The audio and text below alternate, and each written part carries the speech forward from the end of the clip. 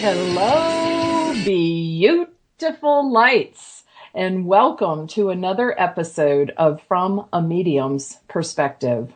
Today I decided to address the issue of how to get a better reading. Now that might seem like an odd thing to say because usually we think about that's the medium's job, but there seems to be a lot of confusion about how psychics and mediums work. And there's a lot of poor advice that is circulating on the internet about how to get a better reading. Now, I don't know who's out there telling people, don't say anything at all, just sit there, but that's really just bunk. You wouldn't go to your doctor and refuse to tell them anything about your condition or what you wanted them to do for you to see if they just knew what they're doing, right? And you wouldn't go to a counselor or a psychologist and just sit there and stare at them and expect them to fix your problems. You'd have to explain the reason that you decided to come and what you hope to achieve with your session. Well, it's the same thing with readers, whether they work at the psychic or mediumship level. You need to participate. It isn't supposed to be an adversarial relationship. It's intended as a collaborative, cooperative, and professional process. That's not to say that the information that you give is going to be regurgitated back to you. It would be absolutely ridiculous for you to go to a reader and say, for instance, I'd like to talk to my dad, his name is Mark, and for them to say back to you, your dad's name is Mark. Well, duh. But if you go to a reader and say, I'd like to talk to my dad, his name is Mark, it would be perfectly reasonable for them to begin to describe his personality, mannerisms, perhaps the way he passed, and use phrases that would be just like him, or to give you specific bits of detail that you had not shared with them. I think maybe much of the reason that people are afraid to give the medium at least a hint about what they want or need has to do with the belief that somehow if you share something with the person reading for you, that allows them to steal information from you or to pick up something from your body language or through the various verbal cues that you give them, that gives them an unfair advantage. But as a psychic instructor and professional medium, I'd like to clarify for you why that is simply ridiculous. First of all, an authentic reader is not operating in their left brain, and they're not picking up their cues from the things that they see or hear. By this, I mean that the process of reading is not an analytical thought process at all, but it's really based in the right brain or the intuitive aspect of our understanding. It's the difference between the brain and the mind. Our brain is a physical organ that processes information and stimuli. On the other hand, our mind is the eternal part of us that perceives and is connected to all knowledge. Now, does that mean that we can know everything? Well, no. And yes, we can't comprehend the totality of it all simultaneously because our brains would overload, and that's the physical part of us. But we can access the answers to any question or connect to any being with our mind instantly. And that's whether they're physical or non-physical. The brain-mind barrier is the transition point between the states of perception. And there is a distinct difference between knowing all things and having access to all knowledge. We mediums are not know-it-alls. We have just developed our ability in the realm of the subconscious, and we stay in the realm of the subconscious long enough to relay what it is that we see and feel to you during the course of a reading. And that means that we have to step out of our brain and into our mind. We all feel emotion, love, anger, fear, and we can feel these emotions from other people, and we're able to read the language of emotion in others. And emotion is the language of the soul. It is the language of those who are not in body state. We professionals of this intuitive art have developed our sensitivity to those frequencies and that vibrational language of our souls. So getting back to the context of a reading, when you come into a medium's office, it isn't actually you that they're reading. It makes no difference to us as to whether or not we can see you, because the unseen, out-of-body contact and vibration is what we're reaching into, that matrix of knowledge.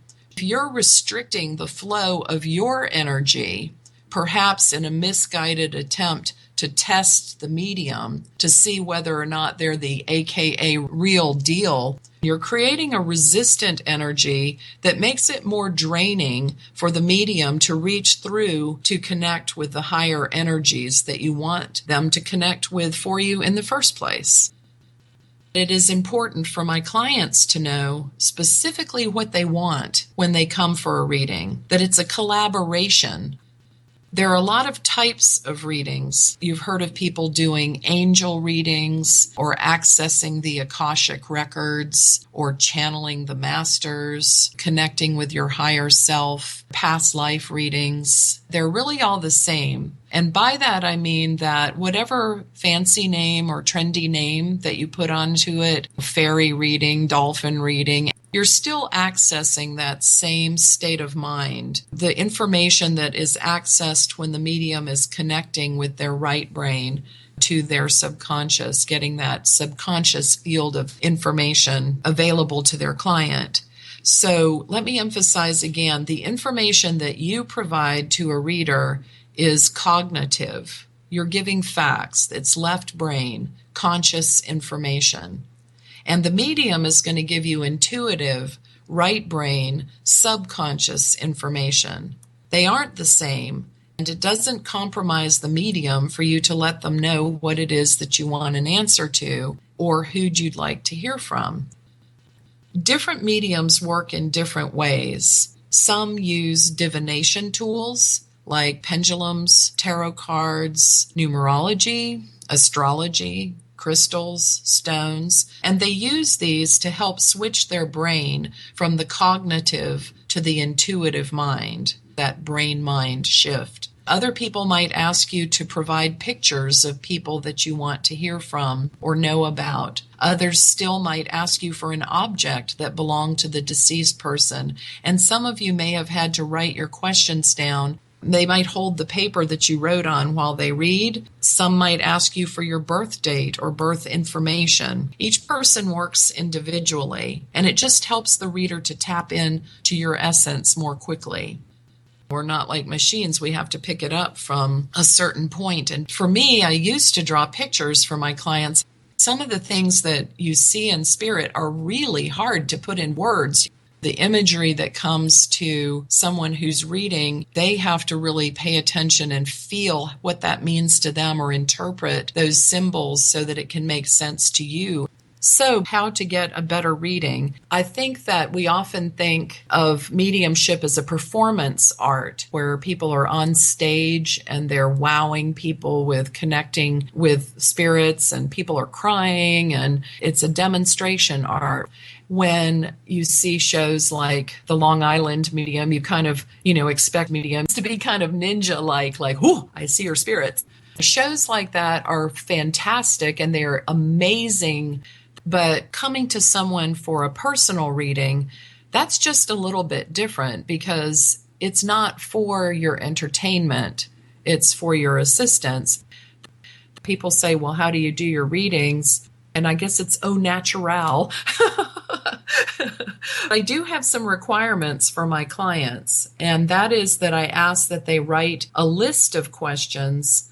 These questions can regard anything that they would like to know about their past, solving something that you didn't understand that might have happened, something that's going on in the present, a circumstance that they want to know the best way to navigate, or what they'd like to know about their future, where they're headed, where their career's headed, where their relationship's headed, where they're going to be in terms of health and activity and geography and many other things. And also they can write questions about people in their lives. And most people think of mediums as talking to the deceased, but I would gather that most mediums could tap into living people just like I can. And then there are other topics like their spiritual gifts or maybe past lives. And by asking them to do this, to make a list of the people that they would like to hear from in spirit by name and relationship, they began to focus their thoughts. And I don't always refer to the list either. So it boils down to two basic rules. Number one, decide specifically what you want to get answers on. Coming to me and saying future is like, okay, future what? What aspect? Where you want to go with that? Is it your career? And that would be true, I would think, for almost any reader. Before you're reading, you might take 15 minutes or so. This is rule number 2.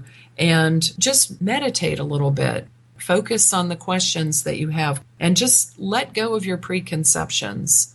The reason that you would seek a consult with a psychic medium would be that you want answers. There might be a third rule, actually, and that would be prioritize your questions because of the vastness of the possibilities of topics and where they can go and the depth that they can be talked about. It's kind of important to hone your questions so that the reader can go in depth. For instance, if your primary goal is to connect with loved ones, maybe list their names and the relationship to you, and then the questions that you want them to answer for you.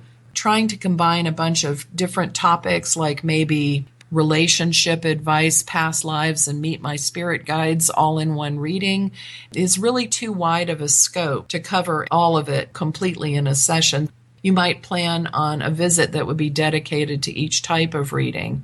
If you want in-depth coverage of a particular topic and you really want to visit with that person that you've missed and is in spirit, or you want to understand how they passed or what they did or what they were thinking or what they think of you or are they aware of you or whatever those questions are, then you better give it some time. And you can take yes/no answers beyond that into the reasons that things are the way that they are. It's one thing to say, will I ever have a relationship? Well, the answer is yes, although not necessarily a long-term relationship. So be more specific, allow for information to come through, because again, it's sort of like if you were to sit down in front of an artist and they're in front of a canvas and you're saying, where's the picture? Tell me what the picture is going to look like. The artist has to get there. It's a composition that is created of information and messages and details to give them time to bring through the wisdom of spirit. It's really amazing. So listen for that. And realize that when you're listening in your reading to the reader, that the reader themselves is in a light trance state. They may look perfectly normal. They may be talking to you like regular, but their brain is tuned to a different frequency. And that's that frequency between sleep and wake. So be sure that you take notes and record your session, because they might not remember some of the things that come through them, because the information doesn't come to them or from them, it comes through them. So don't really expect them to be able to recall what they said to you in a session a day later or a week later, or God forbid, a year later. They may remember you because of your vibration and energy. And as you refresh their mind, you can catch them up to speed very quickly because they can tap back in to that higher vibrational awareness that they're in. But you're responsible for taking notes and for making sure that you get a good recording of your session. I take notes for my clients and give them my notes as I read, but not all readers do that. So because it flows through the medium, they may not have a recall of what is being said. It's like recalling a dream. Some of them you remember, some of them you remember parts of. Others you're like, I don't think I dreamt last night. And remember to be kind to your reader. To be able to access the subconscious information for a person, that requires a delicate balance. And their focus needs to be able to come and go in response to your questions. Sometimes when I'm reading for my client, if my client starts talking on top of me while I'm giving them what I'm trying to describe, and they try to fill in too many details, they're listening with their left brain. They're analyzing and being critical, who, what, where, when, why. But again, it's an intuitive process, so sometimes that message takes a moment to emerge, just like that painting can't be instantly painted. Being kind and understanding that I'm flip-flopping out of a state of awareness, or other people are flip-flopping out your reader, that's really important. The truth or the facts of the situation that are being revealed are revealed through sentience rather than logic. So once your reader gets going, allow them to flow with what they've got. And then when that slows down, or they look up, or they ask you for the next thing, or you want to contribute something, when that pause happens, that's a good time to interject your next point. Let your reader tell you how they best operate. Don't tell them how you expect them to function. Not everybody goes in the same way.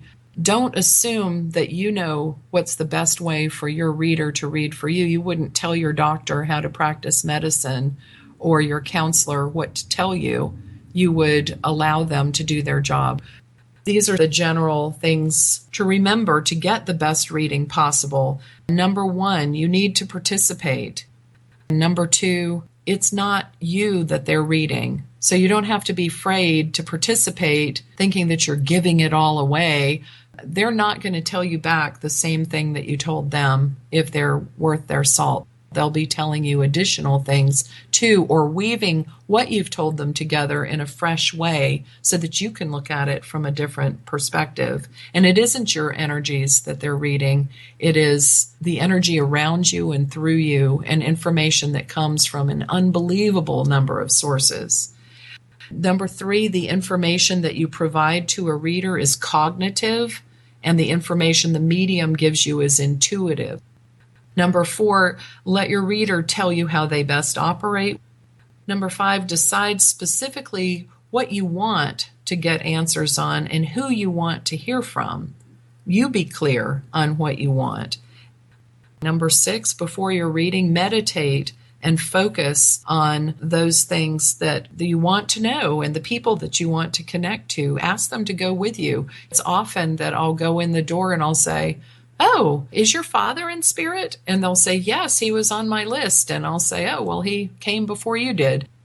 Be sure that you prioritize your questions. I know that readings can be expensive, and because of that, you sort of want to jam everything in one reading. But it's really important to focus your energy and prioritize what's the most important to you, because you might not be able to get all the psychic answers that you want. Talk to your grandmother, learn about your past lives, and meet your guides in the same reading. So prioritize your questions. Number 8, plan visits that are dedicated for each type of reading you do want. Number 9, don't demand yes or no answers. It's not that they can't be given, but I don't know that your understanding would have been enhanced by just yes, no. Will I get back together with my boyfriend? No. What does that do for you? It does nothing for you. So allow people to answer your questions. Number 10, don't interrupt the flow of the reader once they get going. Allow that to sort of flow for a while, and then as it ebbs, then that's the time for you to contribute to the next round of the discussion. Number 11, be kind to your reader. You know, some readings are practical and they deal with the challenges of living on planet Earth. Others reach really deep to the other side and are quite etheric in nature. And there are a lot of reasons that people get a reading. Not everybody wants to talk to somebody who's crossed over. Sometimes they want to know what's going on with their spouse or their partner, or their relationships or career or divorce or health or suicide or murder or animal communication or past lives or whatever, or developing their gifts. And I thank you for joining me. I look forward to joining you next week for a view of life from a medium's perspective. And remember that it is never inappropriate to be kind, and without integrity, you have nothing. Thank you for listening.